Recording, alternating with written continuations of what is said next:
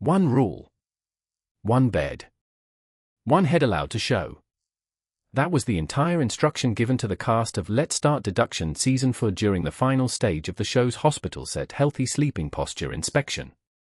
For adults were expected to solve the problem of hiding on camera without breaking that rule.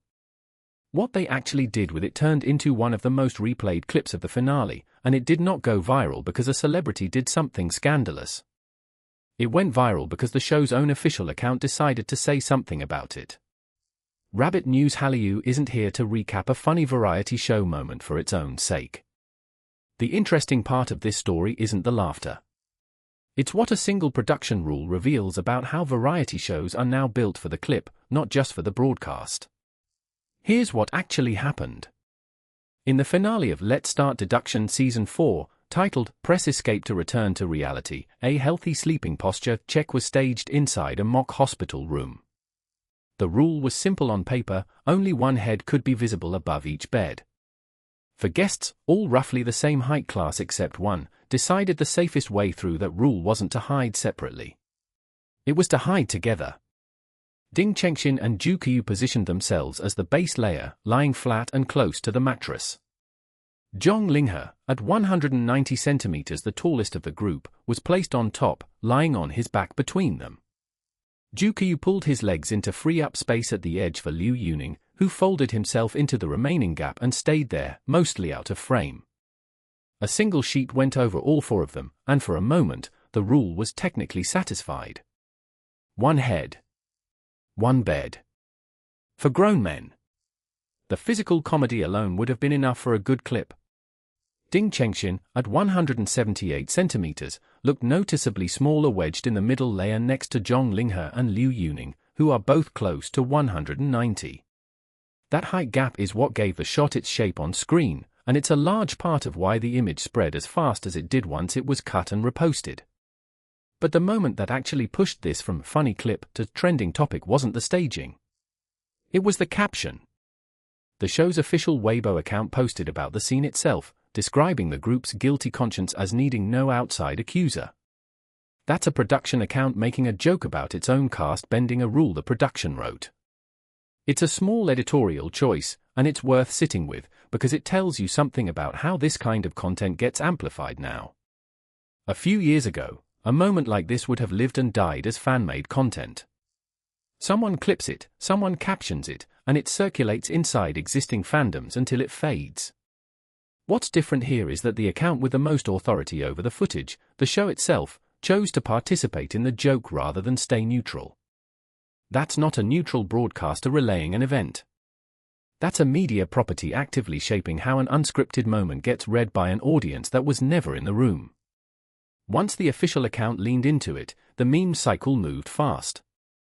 Hashtags built around Zhang Linghe lying between Chengxin and Zhou Keyu and jokes about Zhang Linghe's chest becoming an improvised pillow started trending across major platforms.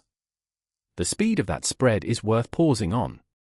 Weibo's trending system rewards a specific combination, a strong visual, a short and repeatable phrase people can drop into their own posts, and early engagement from an account with an existing follower base. The official show account checked all three boxes in a single post. It didn't need to explain the joke, because the clip already did that work. It just needed to be the first credible voice to say the quiet part out loud, and the algorithm did the rest. Cast members didn't try to shut the framing down. Chengxin posted a short, deadpan line on his own account afterward, telling followers to sleep well and drink plenty of water, turning the joke back on himself instead of distancing from it. Zhou Keyu responded to the same meme with his own post. Neither of them treated it as something to manage or clean up. That reaction matters more than it looks like it does. When a cast plays along with a meme instead of correcting it, they are effectively co-signing the narrative the platform already built. It costs them very little, and it keeps the clip circulating under their own names instead of drifting away from their control. It's a low-risk way to stay part of a conversation that's already happening whether they engage with it or not. There's a second moment from the same finale stretch worth placing next to this one, because it points to the same underlying dynamic.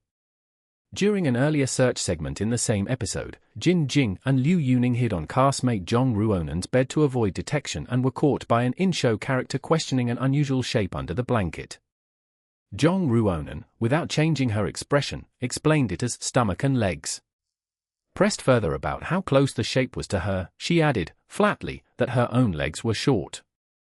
Standing nearby, Zhang Linghe, Chengxin, and Zhou Keyu reportedly could not hold their composure and broke into visible, full-body laughter that viewers online described as intense enough to look like their phones had switched to vibrate mode.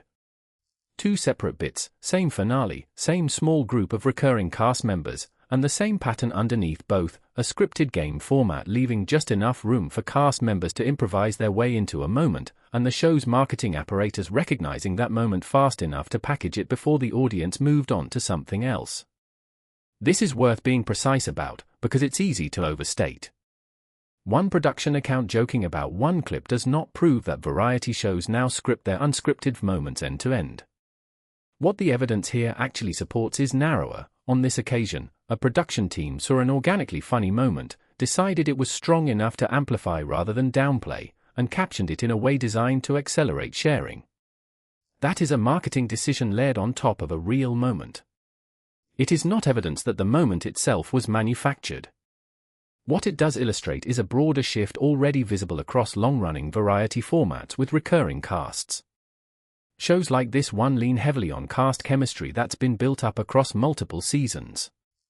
Zhang Linghe and Chengxin, in particular, have been at the center of similar viral clips before, including an earlier moment where the same core group crowded onto one bed together, and the show's producers clearly know their existing rapport travels well online. When four guests improvise their way around a single rule, the production isn't just watching for entertainment value in the raw footage.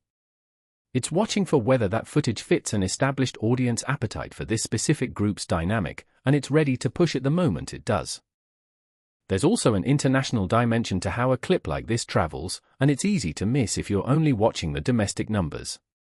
A moment built entirely around a caption pun and a physical side gag doesn't need much translation to land with audiences outside the original language market. The core joke, for grown men solving a rule by piling on top of each other, reads the same way whether or not a viewer understands the specific Weibo wording. That's part of why clips like this tend to resurface on international fan accounts and clipping channels within hours, often stripped of the original caption entirely and replaced with whatever phrase best fits the local platform's own meme grammar. For a cast whose commercial value increasingly depends on markets well beyond mainland China, a low-context, highly visual moment like this is more exportable than a scripted interview segment ever could be, and that portability is very likely part of why it was worth amplifying in the first place. Go back to that one-head rule. On its own, it's a minor production detail, the kind of thing a game designer writes into a segment without expecting much. What it exposed instead was a small window into how four cast members handle constraint together, and how quickly a media property can turn that improvisation into a distributed, multi-platform moment once it recognizes what it's looking at. None of this required a scandal. It didn't require a leaked secret or a controversial statement. It required one arbitrary rule, for people finding a workaround, and a production team fast enough to notice the shot was worth pushing. That's a smaller story than most headlines chasing shocking moments, but it's arguably a more honest one about how variety content actually spreads in 2026, less through scripted drama, more through production teams reading their own footage in real time and deciding what's worth amplifying. If you like entertainment stories that go beyond the headline, the kind that look for the quiet signals most coverage misses, Rabbit News Hallyu was built for exactly that. Subscribe if you want analysis, not just updates.